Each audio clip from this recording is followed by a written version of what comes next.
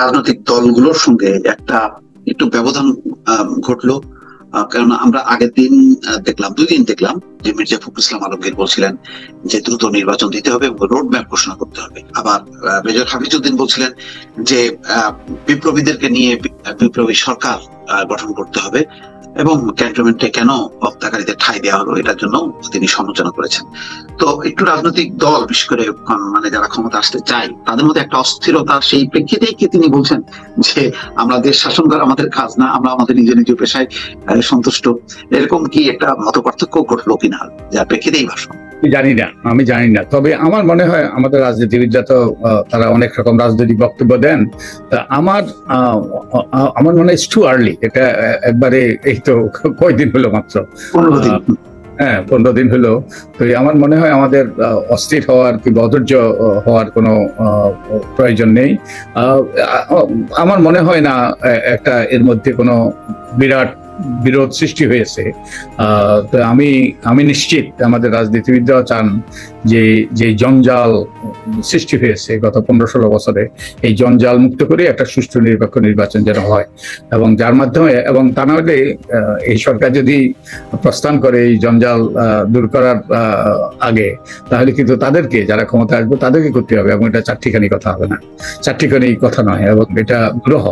অর্থনৈতিক সংকট থেকে শুরু করে এই যে আইন শৃঙ্খলা পরিস্থিতি, এই যে আমাদের আইন শৃঙ্খলা ভেঙে পড়েছে, প্রশাসনে ব্যাপক সমস্যা, সব জায়গায় সমস্যা। তো এগুলো এই সরকারকে আমাদের সময় দিতে হবে, সুযোগ দিতে হবে, সহায়তা করতে হবে যাতে তারা সফল হয়, এবং পরবর্তী সরকার যারা আসবে তাদের কাজকে সহজ করে দেয়। তাহলে এখন উনি মানে মোটামুটি তাদের বিষয়টা ছেড়ে দিল রাজনীতিবিদ এবং ছাত্র জনতার উপর। তো মেনলি আসলে রাজনৈতিক দলগুলোই আসলে এখন আলোচনা করবে। উনি বললেন যে আলোচনা হওয়া উচিত এখনই, যে কি কি সংস্কার তারা চায় এবং কবে নির্বাচন চায়। তাহলে কি এই বিষয়টা এমন যে রাজনৈতিক দলগুলোকে নিজেরা সংলাপ করবে, না অন্তর্বর্তী সরকারের যারা আছেন তাদের সাথে মিলেমিশে একটা আলোচনা স্টার্ট করবে তারা? আমার মনে হয় বহুভাবে করা যায়, দুই পক্ষেরই প্রস্তুতি দরকার। আমাদের এই উপদেষ্টা পরিষদের একটা প্রস্তুতি দরকার। তাদের এই যে বললাম তো, একজন উপদেষ্টাই হতে পারে, তাকে দায়িত্ব দিয়ে কি কি সংস্কার করা দরকার, কি কি সংস্কার কিভাবে করতে হবে, এরকম তাদের একটা রোডম্যাপ তারা তৈরি করতে পারে। এবং একই সাথে তারা রাজনৈতিক দলের সাথে, রাজনৈতিক দলেরও অনেকগুলো সংস্কার প্রস্তাব আছে, আমরা জানি বিএনপির 31 দফা আছে, তারপর তাদেরও বিভিন্ন রকম সংস্কার প্রস্তাব আছে। তো এই দুই পক্ষের প্রস্তুতির প্রেক্ষিতে আমার মনে হয় আলাপ আলোচনা হওয়াটা সেটাই হবে ফলপ্রসূ। তার মানে প্রধান উপদেষ্টা যে আহ্বানটা জানালেন, তার প্রেক্ষিতে এখন রাজনৈতিক দলগুলো তাদেরকে আলোচনা করতে হবে যে তারা কি করবে। আমার ধারণা যে সেই লক্ষ্যে হয়তো তারা আলোচনা করছে, গতকালকে সমমনাদের সঙ্গে মির্জা ফখরুল বৈঠকও শুরু করেছে। আমার ধারণা যে সেই সবকিছু তো প্রকাশ্য হইতে হবে না, পর্দার অন্তরালে এইসব আলাপ আলোচনা হয়, ওগুলোই করতে হবে। মানে সব আলোচনা প্রকাশ্যে আনলে অন্তর্বর্তী সরকারটা চাপের মধ্যে পড়বে, একটা বিব্রতকর অবস্থা, এটাও সত্য। আর একটা বিষয় কিন্তু আলোচনা হচ্ছে বেশি করে, যে যাদেরকে আটক করা হচ্ছে সবাইকে একই প্রকৃতির মামলা দেওয়া হচ্ছে, এটাও প্রশ্নবিদ্ধ হচ্ছে। একথায় সাকিব আল হাসান খেলছেন পাকিস্তানে, তার বিরুদ্ধে মামলা একই ধরনের, আর যে সত্যি সত্যি যুক্ত তারও বিরুদ্ধে মামলা। তো এটার কারণটা কি? এটা মানে এটা মূল উদ্দেশ্যটা বন্ধ করছে। মনে হয় এখানে ওই যে অনেকে অতি উৎসাহী হয়ে করছে পুলিশের, যে তাদের যে অতীতে যেই পদ্ধতি, সেই ব্যাপারে হয়তো তারা সেইভাবে তারা অগ্রসর হচ্ছে। তো এইখানেও আমি যেটা বলেছি, একদল প্যানেল অফ লয়ার্স যারা স্পষ্ট ভাবে আইনি সহায়তা দিতে পারবে, এবং এই যে এতগুলো প্রাণহানি ঘটল, এবং এর বিচার পেতে হবে, এবং এত এত এত এই যে মানুষের প্রতি নির্যাতন নিপীড়ন করলো, গুম খুন এবং অপহরণ ঘটলো, আয়নাঘর, এগুলোর বিচার হইতে হবে। এইগুলোর এই বিচারটাকে সুষ্ঠু করার জন্য আইনি সহায়তা দরকার। এই যে দক্ষ ব্যক্তিদের, তাদেরকে এ ব্যাপারে সহায়তা দিতে হবে সব পরিবারগুলোকে, সরকারকে। তো আমি আশা করবো যে সরকার এই ধরনের একটা উদ্যোগ নেবে, একটা প্যানেল অফ লয়ার্স তারা নিয়োগ করবেন, যারা এ ব্যাপারে সহায়তা করতে পারবে। এটা জরুরি আমি মনে করি। জি। দ্বিতীয় আরেকটা বিষয় যে আপনার ত্রয়োদশ সংশোধনী বাতিলের জন্য একটা রিট সমাবেত করা হয়েছে, তো এটা কি কারণে করা হয়েছে এবং এটার তাৎপর্যটা কি আপনাদের এই রিটের?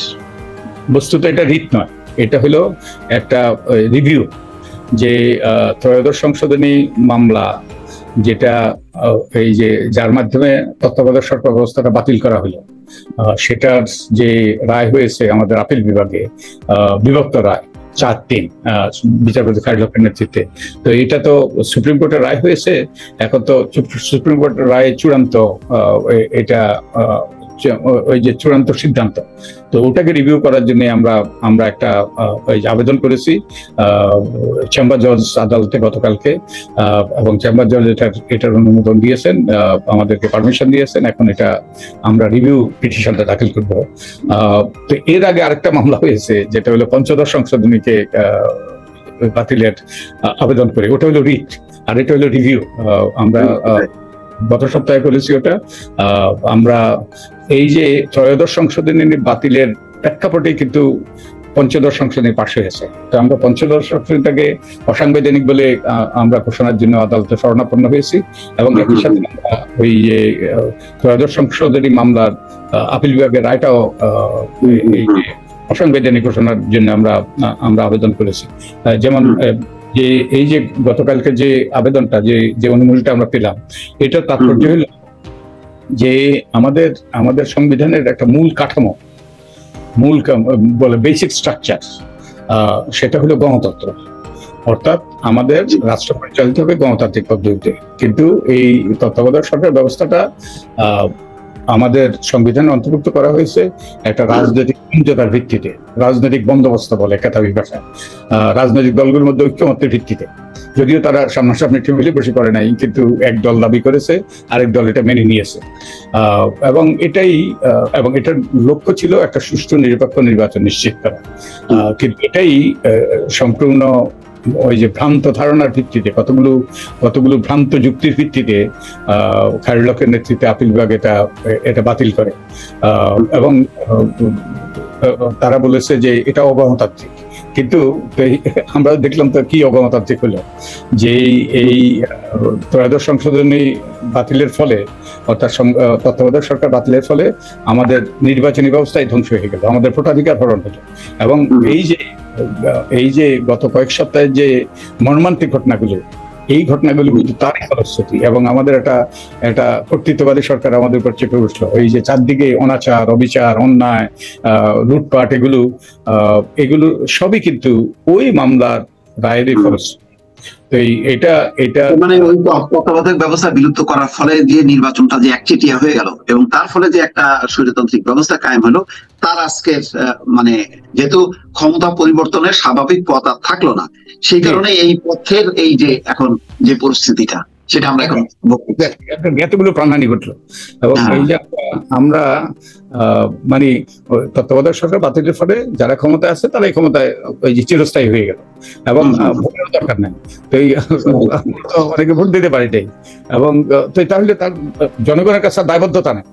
ওই যে তারা তাদের ক্ষমতা এনেছে, ওই যে আইন শৃঙ্খলা রক্ষাকারী বাহিনী, এক শ্রেণীর প্রশাসন, নির্বাচন কমিশন পক্ষপাতদুষ্ট, এই তাদের আতাতের ফলেই তারা ক্ষমতা এসছে, ক্ষমতায় টিকে আছে, এবং তাদেরই ওই যে আশা আকাঙ্ক্ষার প্রতি তারা সব ধরনের এই যে এগুলোর প্রতি মনোযোগ দিয়েছে। জনগণের ওই যে আশা আকাঙ্ক্ষা কিংবা জনগণের মতামত, এগুলোর প্রতি তারা ভ্রুক্ষেপ করে নেয়, এবং বিভিন্নভাবে দমন পীড়নের মাধ্যমে তারা এই সমস্যার সমাধান করার চেষ্টা করেছে, এবং যার ফলে এই মর্মান্তিক ঘটনা ঘটেছে। এবং এটাই স্বাভাবিক। তো এই সব অন্যায় যে হয়েছে, এই পঞ্চদশ সংশোধনী যেটা করা হয়েছে, সেটাও একতরফাভাবে কিন্তু সংসদে পাশ করা হয়েছে, এবং ওই যে সম্পূর্ণ অসাংবিধানিক হবে। যেমন আমাদের সংবিধানে ছিল একটা গণভোটও করেন। তারপরে এই পঞ্চদশ সংবিধানের 1/3 অসংশোধনযোগ্য করা হয়েছে। তো এই অসংশোধন তার মানে কি, নবম সংসদ এটা করেছে। নবম সংসদ পরবর্তী সংসদের অধিকার হরণ করেছে, কারণ সংসদ সদস্যদের অধিকার হলো সংবিধান সংশোধন করা কতগুলো নিয়ম পদ্ধতি অনুসরণ করে।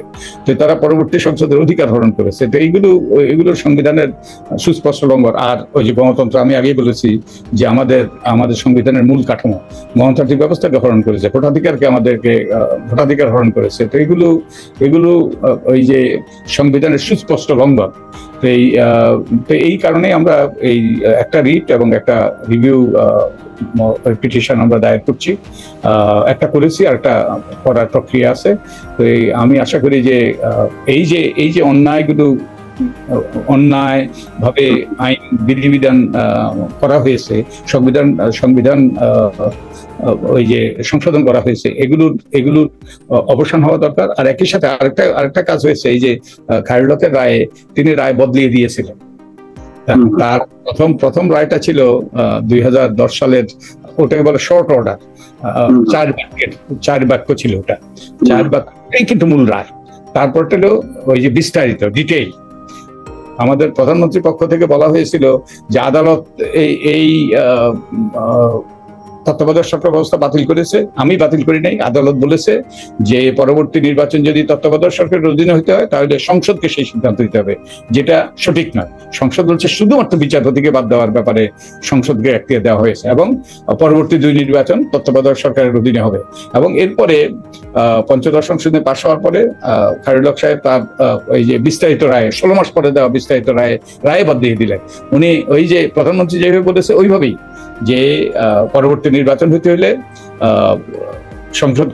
সংসদের সিদ্ধান্ত দিতে হবে, যেটা সুস্পষ্টভাবে ওই যে তিনি তার যে আগের যে সংক্ষিপ্ত আদেশ দিয়েছেন তার থেকে ভিন্ন, সুস্পষ্টভাবে ভিন্ন। এবং এটাকে বলে আদালতের সাথে জালিয়াতি, ফ্রড অন দ্য কোর্ট।